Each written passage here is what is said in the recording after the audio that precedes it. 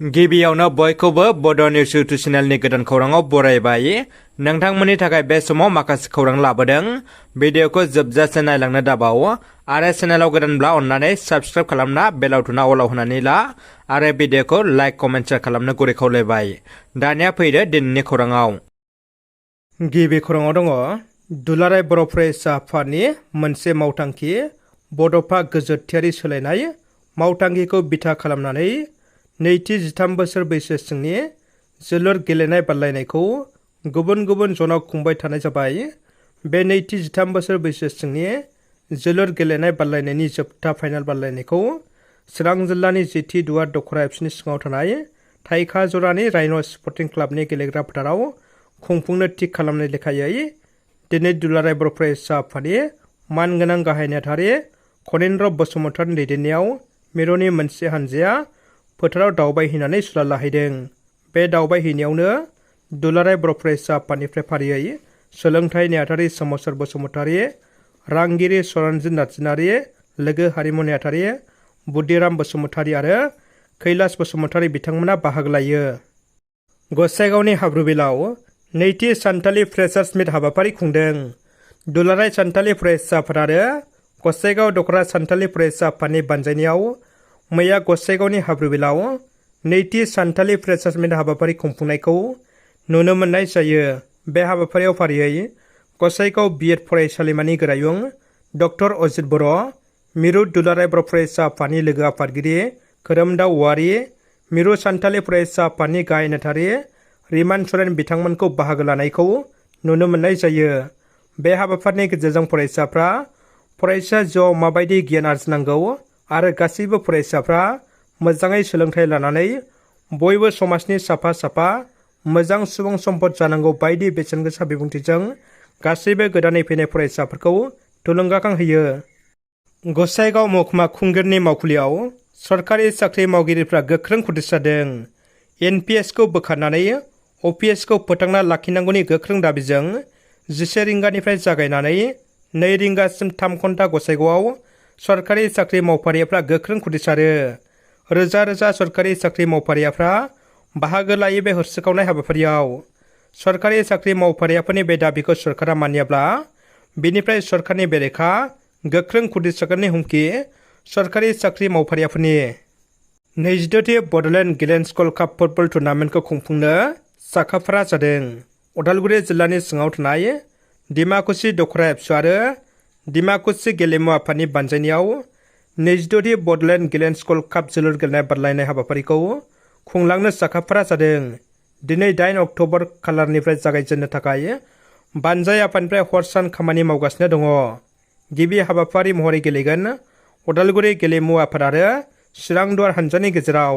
मख'नो गोनांदि बे गेलेनायाव गोबां गोख्रों फुटबल हानजाफ्रा बाहागो लाफैगोन होनना खुंफुं आफादा मिथिहोदों। लोगोसे हालामनि रायजो राजाफोरखौ बाहागो लाफैना हाबाफारिखौ जाफुंसार होनो खावलायदों। बेटि बचाव बेटि पढ़ाव थांखिखौ नोजोर लाखिनानै सिआरपिएफनि माखासे आइजो फायखि हानजानि बाइक रेलिया श्रीरामपुर मोनफैबाय।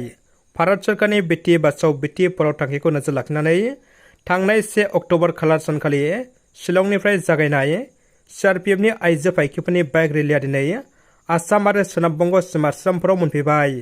बे बाइक रेलि खालामग्रा सिआरपिएफनि आइजो फायखिफोरखौ दिनै श्रीरामपुराव थानाय 129 बिएन सिआरपिएफनि केम्पआव बरायनाय जायो।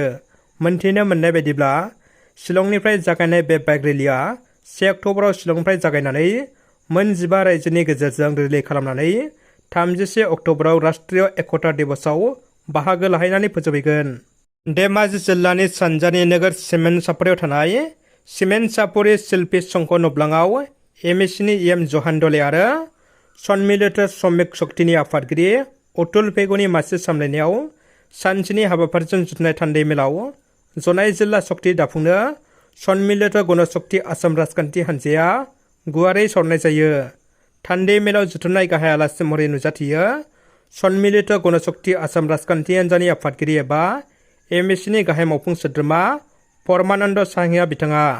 आलासि महरै सन्मिलित नारी शक्तिनि आफादगिरि भबानी दुवारा, नोजोरबोआरि महरै जहान दले, अतुल पेगु, नरेश कुम्बां आरो प्रताप चन्द्र थायें बिथांमोनजों लोगोसे गोबां दैदेनगिरि आरो फ्राय 2,000निबो बांसिन थान्दैफ्रा बाहागो लायो। तामुलपुर जिल्लायाव कर्मचारी परिषदनि गोख्रों खुदिसानाय हाबाफारि।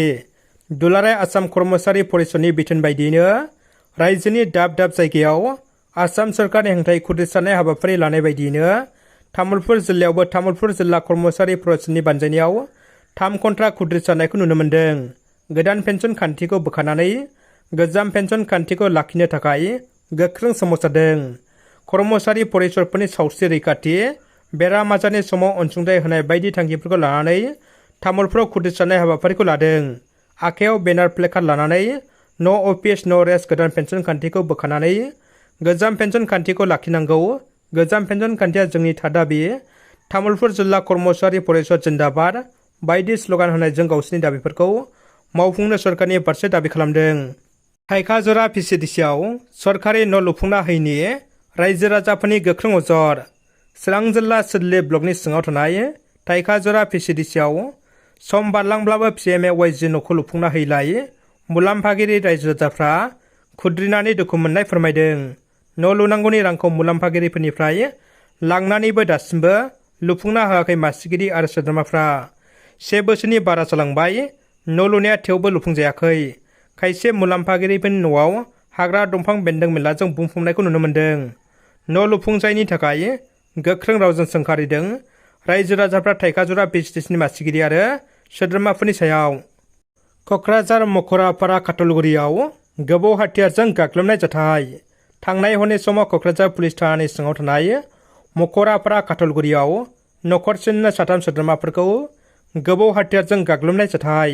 जोखोम जानांनाय सुबुंफोरखौ मतियर मण्डल, नमिनर मण्डल आरो मन'वारा बिबि होननानै मिथिनो मोननाय जादों। जोखोम जानांनाय सुबुंफोरखौ गोजौ फाहामथायनि थाखाय बरपेटा मेडिकेल कलेजाव दैथायहरनाय जायो।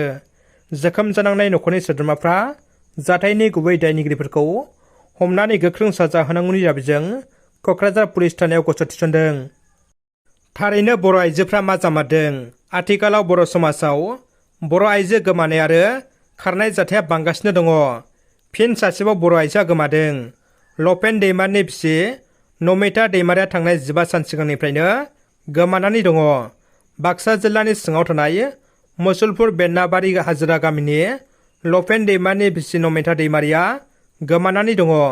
बेनिखायनो सोरबाफोर बे सावगारि नुनाय आइजोखौ नुसनबायब्ला जानबुं नाम्बार 9954 525704 आव फन हरनानै फोरमायहरनो खावलायदों। दानिया फैदो जोबथा खौराङाव। मोनसे मुगैथाव, लाजिथाव आरो सोंखारिथाव जाथाय।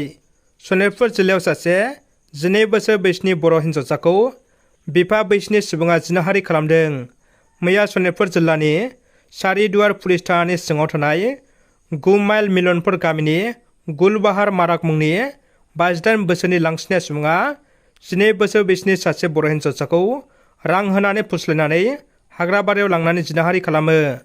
बेलासिनि 3 रिंगायाव जाथायनि मोगा-मोगियाव बे दुथां सुबुंखौ हमनो हायो। दुथां लांसिनायखौ रायजो राजाफ्रा हमनानै गोख्रों साजा होयो।